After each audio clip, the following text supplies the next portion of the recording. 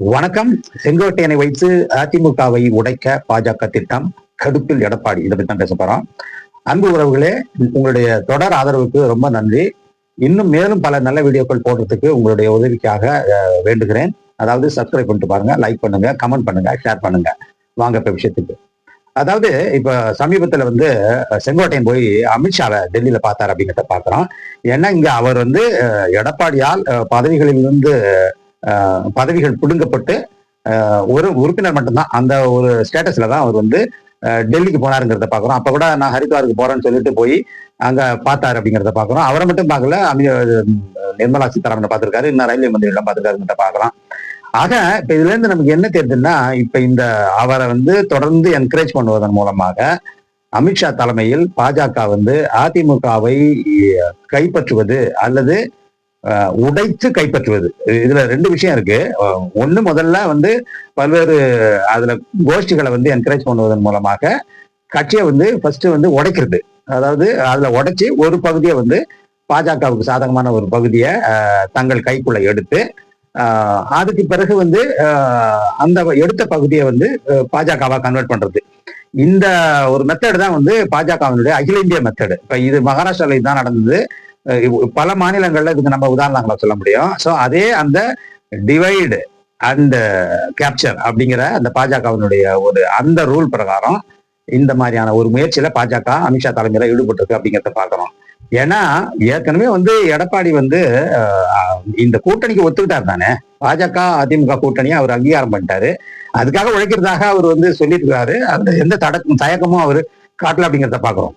அவரும் மற்ற எல்லா அதிமுக அடிமைகள் போல அவரும் ஒரு மிகப்பெரிய அடிமை தான், நீங்க ஒன்றும் கவலைப்பட வேணாம், ஆனா என் தலைமையில கட்சி இருக்கணுங்கிறது மட்டும்தான் அவருடைய ஒரு நிபந்தனை இருந்துச்சு. இந்த சூழல்ல நல்லா தான் போயிட்டு இருந்துச்சு. பிரச்சாரமும் பண்ணிட்டு இருக்காருங்கிறத பாக்குறோம். அந்த பிரச்சாரத்துல அந்த கூட்டணியை பத்தி பாராட்டி தான் அவர் பேசுறாரு. அதை உடைக்கிற விதமாக எந்த வேலையும் செய்யல. ஆனா நன்றி கட்ட பாஜக என்ன செய்யுதுன்னா, அப்படி ஒரு ஒரு அடிமையிலும் அடிமையாக இருக்கின்ற எடப்பாடி பழனிசாமியை வைத்து கட்சியை கூட்டணியை வளர்க்கிற அந்த ஒரு திட்டத்தை கைவிட்டுட்டு ஃபர்தரா அதிமுகவை உடைச்சு அதுல உடைச்சில ஒரு பகுதியை சுத்தமா பாஜகவை மாத்துறது. அதுக்கு செங்கோட்டையனை பயன்படுத்து அப்படிங்கிறது தான் பாஜகவினுடைய திட்டம் அப்படிங்கிறத நம்ம பாக்குறோம். இதன் பின்னணியில் இந்த பாஜகவினுடைய ஒரு கொடூரமான ஒரு முகம் இருக்கு அப்படிங்கிறத பாக்குறோம். இந்த முகத்தை அதிமுக தொண்டர்கள் நல்லாவே உணர்ந்திருக்கிறாங்க. அவங்களுக்கு தெரியும் பாஜகவினுடைய எல்லா திட்டங்களும். ஆனா என்ன பண்றது, இந்த தலைமைகள் ரொம்ப அடிமைகளா மாறிட்டாங்க. அதிமுகவினுடைய தலைவர்கள் அவ்வளவு மோசமான ஒரு அடிமைகளாக ஒருத்தர் முந்திட்டு போய் அமித்ஷாவை சந்திச்சு தங்களுடைய விசுவாசத்தை காமிக்கிற அளவுக்கு ஓவர் அடிமைகள் ஆகிவிட்ட பிறகு அந்த கட்சியை இப்ப இனிமே காப்பாத்துறது கஷ்டம்தான். அது காப்பாற்றப்படாத ஒரு நிலைக்கு அதிமுக தள்ளப்பட்டு விட்டதுங்கிறத பாக்குறோம். இப்ப இந்த செங்கோட்டையனுடைய இந்த சந்திப்பினுடைய பின்னணியில என்ன இருக்குன்னா, செங்கோட்டையன் ஒன்னும் கட்சியை காப்பாற்றுற மாதிரி தெரியல. நம்ம முதல்ல என்ன நினைச்சோம்னா, சரி எடப்பாடி வழிக்கு வரமாட்டேங்கிறாரு, அதனால செங்கோட்டையனை முன்னிறுத்தி அலையன்ஸுக்கு இல்லை இவங்க சொல்ற பேச்சை கேட்கறதுக்குரிய அந்த ஒரு ஸ்ட்ராட்டஜி அடாப்ட் பண்றதுக்கு தான் செங்கோட்டையனை அமித்ஷா பயன்படுத்துறாரு அப்படிங்கறத நம்ம பார்த்தோம். ஆனா இப்ப நமக்கு என்ன தெரியுதுன்னா, கட்சியை அவங்களுக்கு செங்கோட்டையன் கொடுக்கறது மட்டும் இல்ல, கட்சியை உடைக்கணும். உடைச்சு செங்கோட்டையன் தலைமையில ஒரு பெரும் பகுதியை கொண்டு அவங்க கடைசியா பாஜகவாவை கன்வெர்ட் பண்றது. அதான் இவங்களுடைய இப்போதைய திட்டம் அப்படிங்கிறத பாக்குறோம். இந்த திட்டத்துக்கு செங்கோட்டையன் உதவி செய்யறதாக, தான் தொடர்ந்து இந்த திட்டத்தை செயல்படுத்துறதுக்கு தான் ஒத்துழைப்பு தர்றதாக தான் இப்ப போய் உறுதிமொழி கொடுத்துட்டு வந்ததாக பாக்கலாம். ஏன்னா இப்ப கட்சியில அவருடைய பதவி பறிச்சதை பத்தினா அவர் கவலைப்படல. ஏன்னா அது பதவி பறிக்கப்பட்ட பிறகு அவர் என்ன பண்ணிருக்கணும், உண்மையான அதிமுக தொண்டனா தான் என்ன பண்ணிருக்கணும், எடப்பாடியோட பேச்சு நடத்திருக்கணும்.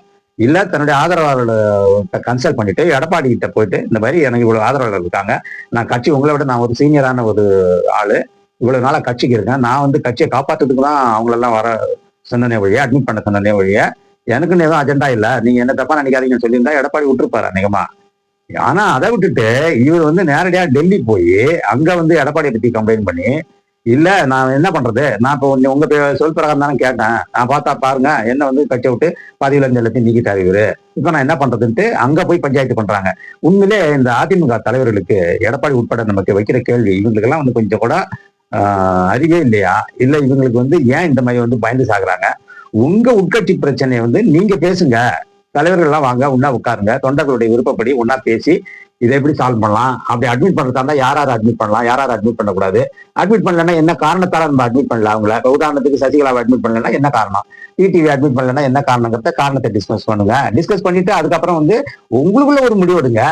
அதை விட்டுட்டு நீங்க நேரடியா வந்து நீங்க ஒருத்தருமே டெல்லியில ஒரு தொடர்பு வச்சுக்கிட்டு இந்த மாதிரி பண்ணா கட்சி வந்து நாசமா போச்சு. இது அதாவது எம்ஜிஆர் வளர்த்த கட்சி, ஜெயலலிதா வந்து வளர்த்த கட்சி, இந்த ரெண்டு பேருடைய தலைமையின் கீழே 2-3 தடவை தமிழ்நாடு அரசாட்சியில் அமர்ந்த ஒரு கட்சி வந்து இன்னைக்கு சின்ன பின்னமாகி கிடக்கு. இது வந்து இவர்கள் செய்த ஊழல், இவர்கள் அதிகாரத்தில் இருந்த போது சுருட்டிய சொத்துக்கள் இந்த இதனுடைய அடிப்படையில தான் இவங்களுக்கு இந்த பயம் ஏற்பட்டிருக்கு அப்படிங்கிறத பார்க்கலாம். இல்லாட்டி இப்ப இவங்களுக்கு மடியில கனம் இல்லைன்னா இவங்களுக்கு பிரச்சனை இல்லை, நாங்கள் எதுவும் ஊழல் எல்லாம் பண்ணல, நாங்க நார்மலா தான் ஆட்சி நடத்திட்டு இருந்தோம், அதனால பாஜகவுக்கு நாங்க ஏன் பயப்படணும், எங்க தொண்டர்களுக்கு தான் நாங்க பயப்படுவோம், அவங்கதான் எங்களுக்கு எஜமானர்கள்னு இவங்க நினைச்சிருந்தாங்கன்னா அவங்க என்ன பண்ணிருப்பாங்க, இவங்களுக்குள்ள ஓகே ஒண்ணு நீங்க வந்து கூட்டணிக்காக நீங்க வந்து பாஜகவோட எப்படியே அடிமை சாசனம் எழுதி ஒத்துக்கிட்டீங்க, ரைட்டு, சரி கூட்டணியை வச்சு ஆட்சி பிடிங்க, எல்லாருமே கூட்டணி வச்சுதான் ஆட்சி பிடிக்கிறாங்க அப்படிங்கிறத பாக்குறோம். அந்த சென்ஸ்ல வந்து நீங்க பாஜகவோட கூட்டணி வச்சீங்க, கூட்டணி வச்சு ஆட்சியை பிடிச்சிட்டு அதுக்கப்புறம் நீங்க வந்து ஆட்சி செய்யுங்க. அந்த மாதிரி அதுக்கு வந்து தொண்டர்கள் வந்து எப்போதுமே எதிர்ப்பு தெரிவிக்க மாட்டாங்க. அதை தான் தொண்டர்களும் விரும்புறாங்க. ஏன்னா நீங்க கூட்டணிங்கும் போது வேற வழி இல்லாம வச்சுட்டீங்க. முதல்ல தொண்டர்களுக்கு விருப்பம் கிடையாது நீங்க பாஜகவோட போறது. அதிமுகனுடைய அடிமட்ட தொண்டனை நீங்க போய் கேட்டீங்கன்னா அவன் ஒத்துக்கவே மாட்டான். ஏன்னா அவன் வந்து பாஜக உள்ள வந்தாவே வந்து பொதுமக்களுக்கு ஓட்டு கிடைக்காது, பொதுஜனங்களுடைய இந்த வெறுப்பை வந்து நம்ம ஏன் அனாவசியமா அந்த கட்சியால சந்திக்கணுங்கிறதால அவன் விரும்ப மாட்டான். எப்போதுமே வந்து அதிமுக தொண்டன் விரும்புறது கிடையாது. சரி, தொண்டனுக்கு மீறி தொண்டனை வற்புறுத்துற வகையில நீங்க இந்த கூட்டணி ஏற்படுத்திட்டீங்களே, சரி அப்ப கூட்டணிக்கு உழைங்க, இல்ல கூட்டணி இந்த எலெக்ஷன் முடிகிற வரையிலும் கூட்டணி வைக்கிறதுக்குரிய அந்த முயற்சியோட இருங்க. எதுக்கு கட்சியை கொண்டு போய் அடமானம் வைக்கிறீங்க, பாஜகவுக்கு எதுக்கு அடமானம் வைக்கிறீங்க, இல்ல கட்சி அவன் உடைக்கிறாங்கன்னு தெரியுதுல்ல. அவங்களுடைய திட்டங்களை வந்து நீங்க மகாராஷ்டிராவில் என்ன நடந்ததுங்கிறத பாக்குறீங்க, பல்வேறு மாநிலங்கள்ல அவங்க என்ன பண்ணாங்க, எப்படி ஆட்சியை பிடிச்சாங்க, எப்படி ஒரு கட்சியை உடைச்சு அதை ரெண்டாக்கி ஒரு பகுதியை தங்களுக்குள்ள கொண்டு வந்துட்டு மீதி பகுதியை வந்து செல்லா காசு ஆக்கி எப்படி ஆட்சியை பிடிச்சாங்கிறது நீங்க பாத்தீங்க தானே. அதுக்கு பிறகு வந்து உங்களுக்கு வந்து புத்தி வரல, உங்களுக்கு வந்து அதுல இருந்து உங்களை தற்பாதுகாப்பு கொள்ள தெரியலன்னா நீங்க என்ன தலைவர்கள். இப்ப நம்ம செங்கோட்டையனுக்கு நம்ம கேட்கிற கேள்வி, நீங்க வந்து எதுக்கு இப்ப போய் நீங்க அமித்ஷாவை பாக்குறீங்க, உங்களுக்கு என்ன பிரச்சனை, சரி எல்லாரையும் ஒன்றிணைக்கணும்னா நீங்க என்ன பண்ணணும், நீங்க வந்து எடப்பாடி கிட்ட வந்து நீங்க பேசணும். இந்த மாதிரி இருக்கு, நம்ம ஒன்றிணைச்சோம்னா நல்லது, பதவி நீங்களே வச்சுங்க, ஆஸ் யூஷுவல் நீங்க ஏற்கனவே வச்சிருக்கீங்க தானே, அதுல எங்களுக்கு ஒன்றும் பிரச்சனை கிடையாது. ஆனா எல்லாரையும் ஒன்றிணைச்சு ஒரு தலைமையின் கீழே ஒரு குடையின் கீழ் நம்ம ஓட்டுக்கு கேட்டோம்னா கண்டிப்பா வந்து மக்கள் நம்மளை அங்கீகாரம் பண்ணுவாங்கன்னா அதை நீங்க சொல்லி வேணா அப்படி பண்ணுங்க. அதை விட்டுட்டு நீங்க ஆளாளுக்கு வேலுமணி ஒரு சைட்ல வந்து டெல்லியோட ஒரு தொடர்பு, தங்கமணிக்கு டெல்லியோட ஒரு தொடர்பு, இப்ப செங்கோட்டையனுக்கு தொடர்பு, இந்த மாதிரி அடிமைகளில் அதிமுகவினுடைய பிரச்சனையை தீர்ப்பதற்கு பாஜக யார், முதலில் பாஜகவினுடைய ரோல் என்ன, அவங்க யாரு, அவங்க என்ன உங்க கட்சி ஆரம்பிச்சவங்களா, இல்ல உங்க கட்சியை ரொம்ப காலம் வளர்த்தவங்களா, இல்ல உங்களுக்கு உதவி செஞ்சவங்களா, எதுவுமே கிடையாது. உங்களுக்கும் அந்த கட்சிக்கும் சம்மந்தமே கிடையாது.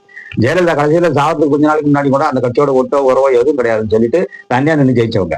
அப்படி இருக்கிற ஒரு பாரம்பரியத்துல இருந்து வரவங்க நீங்க என்ன பண்ணணும், நீங்க வந்து மிக தெளிவாக வந்து செயல்படணும். கூட்டணி ஏற்படுத்தியாச்சு, அது உங்க கையில இல்லை. ஏன்னா நீங்க ஊழல் புரிஞ்சதால பாஜக உங்களை அந்த கூட்டணிக்காக முடிக்கிறது. ஓகே, கூட்டணி மட்டும் வச்சுங்க, கூட்டணி மட்டும் வச்சு ஆட்சியை பிடிச்சிட்டு அதுக்கு மேல நீங்க உங்க ஆட்சியை செய்யுங்க, அதுக்கப்புறம் உங்களுக்கு என்ன பிரச்சனை வரப்போகுது. இப்ப எதுக்கு வந்து ஆளாளுக்கு வந்து அவங்க வந்து பாஜக உங்களை உடைக்கிறாங்க அப்படிங்கிறது நல்லா தெரியுது. அப்படி இருந்தும் நீங்க வந்து தொடர்ந்து அந்த உடைப்புக்கு ஒத்துழைப்பு கொடுக்குறீங்கன்னா ஒரு வகையில வந்து எடப்பாடியே மேலுன்னு நமக்கு தோடுது. அவருடைய கோபம் வந்து இப்ப நியாயம்னு படுது நமக்கு. ஏன்னா என்னதான் செஞ்சாலும் அவரும் வந்து அடிமை சாசனம் எழுதி கொடுத்துட்டாலும் அவரும் இந்த கூட்டணிக்கு ஒத்துக்கிட்டா கூட ஒரு வகையில கட்சி தான் கட்டுப்பாட்டுக்குள்ள இருக்கணும், ஓர் அணியில இருக்கணும், கட்சி கட்டுப்பாடா இருந்தாதான் வந்து தேர்தலை சந்திக்க முடியும் அப்படின்னு அவர் பிரச்சாரத்தையே ஆரம்பிச்சிட்டாரு அப்படிங்கிறத பாக்குறோம். அப்ப அவருக்கு நீங்க கோஆபரேட் பண்றதை விட்டு செங்கோட்டையெல்லாம் அவருடைய கரத்தை வலுப்படுத்த விட்டுட்டு தனி ரூட்ல போயிட்டு தனித்தனியா வந்து பாஜகவினுடைய தலைமையை நீங்க கோருவதன் மூலமாக கட்சியை முழுவதுமாக வந்து அதிமுகவை வந்து அடகு வச்சதாக நம்ம அப்படிதான் நம்ம இதை எடுத்துக்க முடியும். இது வந்து கட்சிக்கு சரி கிடையாதுங்கிறதான் நம்ம இந்த நேரத்தில் சொல்லிக் கொள்ளுகிற கருத்தாகும். அடுத்த அமர்வுல வேற ஒரு இடத்தை பார்ப்போம். நன்றி, வணக்கம்.